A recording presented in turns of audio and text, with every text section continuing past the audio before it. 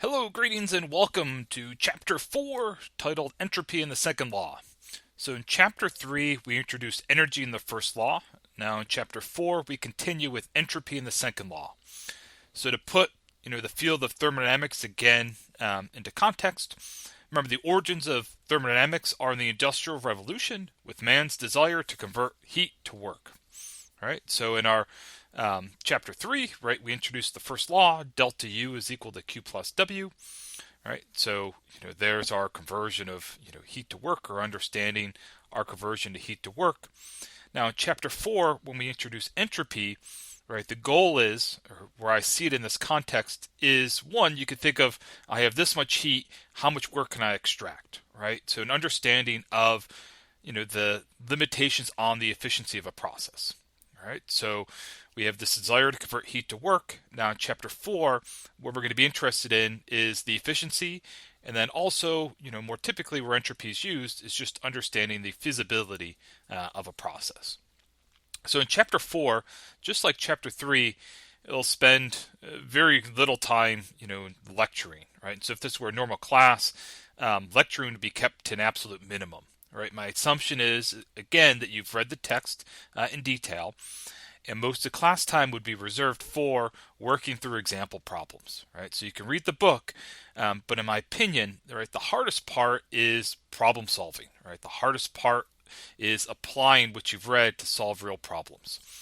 So here we'll spend just a few minutes talking about some highlights from the chapter, but then really, in a normal class, essentially all of our time would be spent solving problems, and so we'll post screencasts working through a large number of problems from Chapter 4. Okay, so all right, so again, as I think about entropy in the second law, okay, so thermodynamics, right? So we have this goal of converting heat to work. Now in Chapter 4, we're going to introduce entropy. So our goal is understanding whether or not a process is feasible, right? Whether or not this process can actually happen.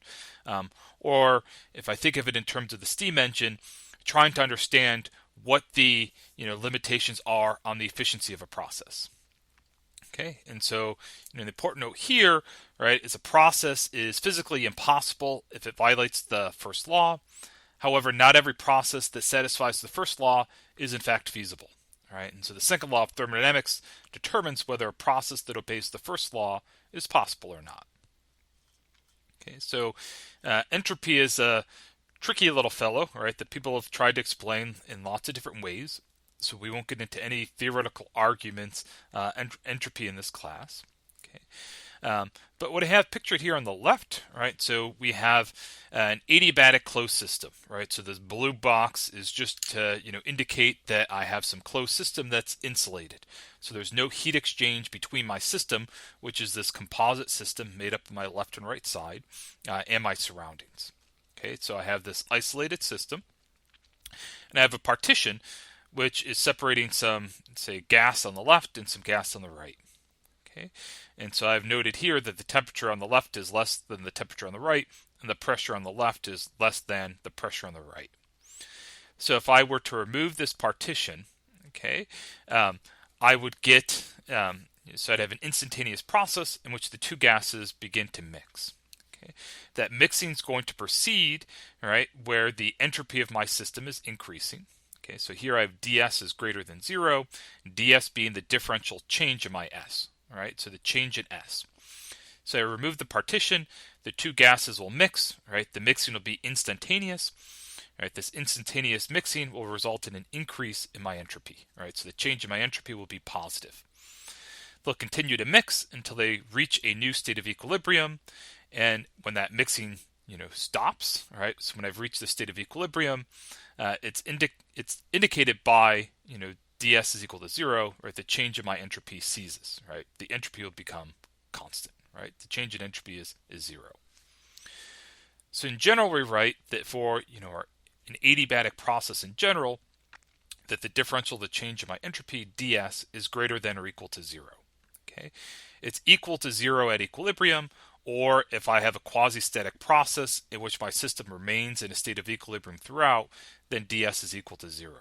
All right, so for a process, right? So for a feasible process, right, ds is going to be greater than or equal to 0, 0 in the case of a system at equilibrium or a process that's occurring quasi-statically. Okay, cool. All right. So I have my equation printed here twice. My apologies, right? But note is that entropy S, this new quantity that we've introduced, is a state function. All right. So far we've introduced things like internal energy is a state function, and so what that means is we said if we have a single component, single phase system, I have 2 degrees of freedom. So once I specify, say, temperature and pressure, the state of my system is fixed. Right? The value of U is fixed. And so when I have a state function, if I take my system, if I have a process in which I take my system from some state A to some state B, it doesn't matter how I get from A to B, right? The value of U of state A and the U of state B, right, are fixed, right? And so the difference, right, the change in U is solely based on, right, my initial and final state, right? It's independent of the path of how I get from that initial to final state. So entropy, just like U, is a state function.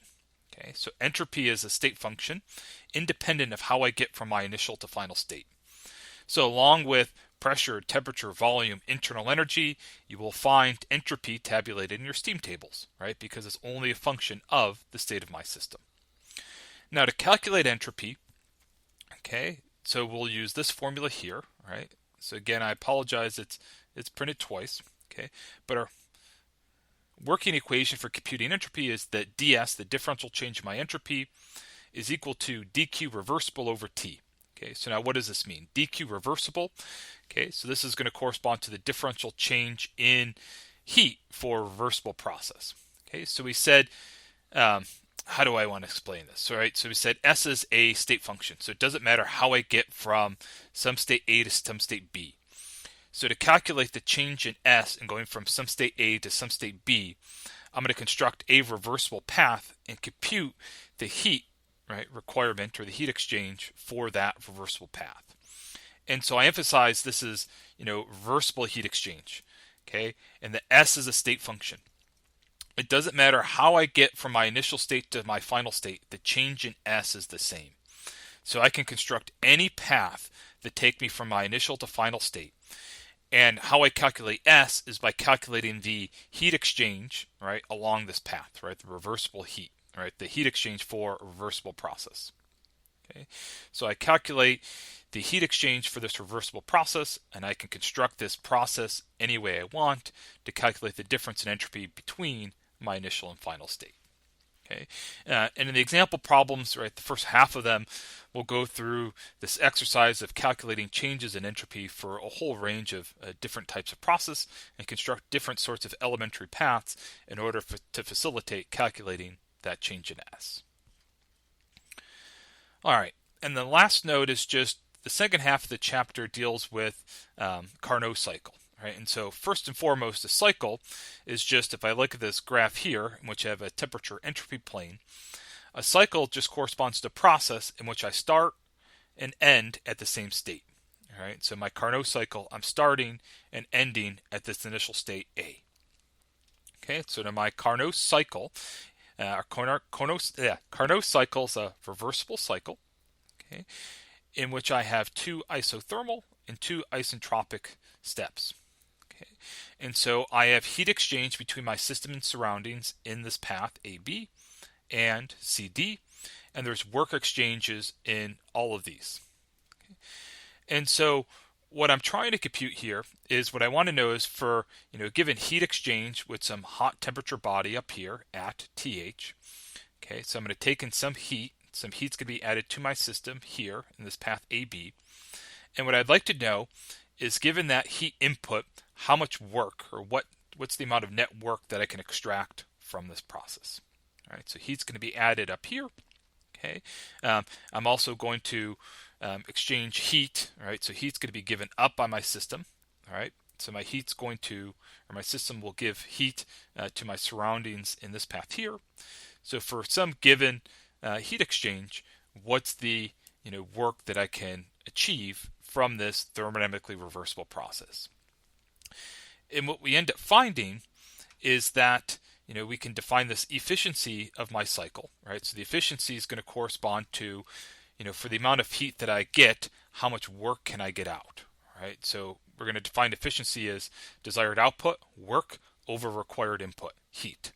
All right, so my efficiency is how much net work can I extract out of this cycle relative to how much heat goes in.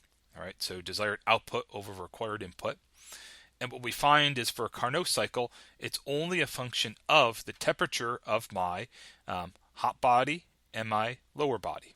All right, so my Carnot efficiency is 1 minus TL over TH. The significance of our cycle is this is going to provide a limit on the efficiency of an actual process. All right, so our Carnot cycle corresponds to a reversible cycle. Okay, so this is an idealized case. And so if I wanted to know, I have an internal combustion engine, and so one of the examples in the book works through it. So you can estimate the temperature of your hot body as, say, the flight temperature of gasoline in your engine. All right, you could estimate, say, the cool body that you're going to exchange heat with as ambient air. And so just based on that, you could calculate, what the theoretical efficiency of, or maximum possible efficiency of your engine would be. All right, and so then you can compare your actual performance in relationship to that. Right, and I want to say in the example, when they go through the exercise, the Carnot efficiency for typical internal combustion engine, but it's something around 70%. Right, and so the significance of that is if you have a car engine and it's operating an efficiency of, say, 65%, that's really good, right? And so it's good to keep in mind what the maximum possible efficiency is for that process, all right, in terms of determining its true thermodynamic efficiency. Okay, and so again, for any cycle, the efficiency is going to be less than that theoretical cycle. Okay, and so Carnot cycle, this would be representative of, again, thinking in terms of the development of thermodynamics and the development of the steam engine. All right, my goal is to convert heat to work. All right, so I'm going to input some heat to some system, and I want to know what's the maximum possible work that I could extract. All right, so steam engine, I add heat to my system, boil some water. All right, piston head expands. All right, some work pulls out. Okay, then at the same time, I'm going to exchange heat with some cooler body, right, to cool that system back down, right, to bring my head back down. Okay. All right, but that's it. And again, the main focus of the problem or chapter is going to be working through problems. And working through problems, we'll have some great discussions about how to actually calculate entropy. And then how actually to use it to solve problems, to determine if a process is feasible, and to determine efficiencies and maximum possible efficiencies of devices. Okay, so take a look at the problems. They're not just problems. It's really in solving problems that we make the connection back to the actual chapter, how to apply the material, and answer any questions that may come up. Hope that helps. Let me know if you have any questions.